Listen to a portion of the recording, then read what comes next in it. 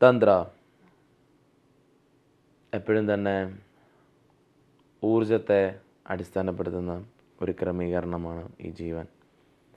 ഈ ജീവൻ്റെ പരമമായിട്ടുള്ള സാധ്യതയിലേക്ക് തുറക്കുന്നൊരു മാർഗം കൂടിയാണ് തന്ത്ര എന്ന് പറയുന്നത്.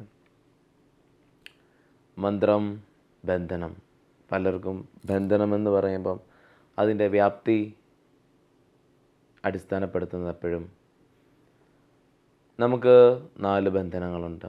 മൂലബന്ധനമുണ്ട്, അതേപോലെ ജീവബന്ധനമുണ്ട്, ജലന്ധര ബന്ധനമുണ്ട്, ഉജാനബന്ധനമുണ്ട്.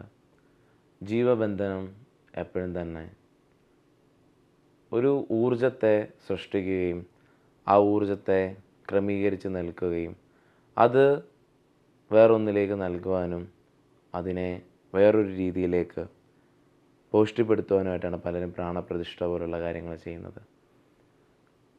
അത് പരമമായിട്ടുള്ള ലക്ഷ്യത്തിലേക്ക് കടക്കുമ്പം, സമാധി പോലെ കടക്കുമ്പം യോഗികൾ ഉപയോഗിക്കുന്നതാണ് ജീവബന്ധനം.